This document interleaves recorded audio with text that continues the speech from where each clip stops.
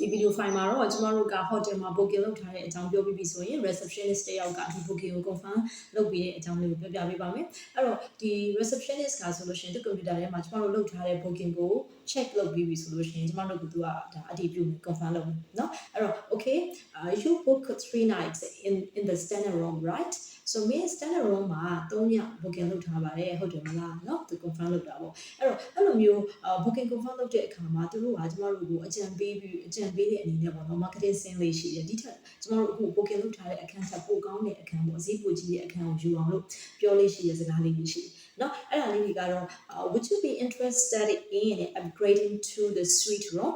are you interested in the deluxe room နော်အဲ့ဆိုဒီ suite room ကိုပြောင်းဖို့ upgrade လုပ်ဖို့စိတ်ဝင်စားလား deluxe room ကိုစိတ်ဝင်စားလားပြောင်းချင်ပါဗလားဆိုလို့ရှိရင်ကိုအနေနဲ့ဈေးလေးသိချင်တာပေါ့နော်ကိုလက်ရှိယူထားတဲ့အခန်းအမျိုးအစားနဲ့သူပြောတဲ့အခန်းအမျိုးအစားနဲ့ဈေးဘယ်လောက်กว่าလဲသိချင်နေဆိုရင်ကိုကလည်းသူ့ကိုပြန်ပြီးမေးလို့ရတယ်အဲ့တော့ how much more is that နော် how much more would it be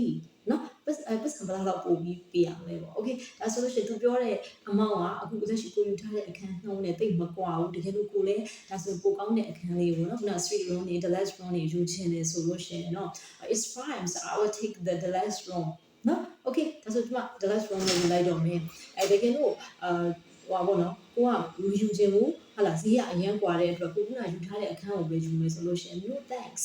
နော်မယူတော့ပါဘူးကျေးဇူးတင်ပါတယ်စသဖြင့်ပြောလို့ရတယ်အဲ့တော့ဒါလေးတွေကတော့ကျွန်တော်တို့အခန်း booking လုပ်တဲ့အခါမှာပြောထားရှိတဲ့အင်္ဂလိပ်စကားပြောစာကြောင်းလေးဖြစ်ပါတယ်ဗီဒီယိုလေးကိုအဆုံးထိကြည့်ပေးပြီးကျေးဇူးတင်ပါတယ်အင်္ဂလိပ်စကားကိုအခြေခံကနေကျွမ်းကျင်ပြောတတ်ချင်တယ်ဆိုရင် Brilliant Future English စာသင်တန်းမှာရှိတဲ့ Basic English Speaking Course ကိုသင်ယူလို့ရပါတယ်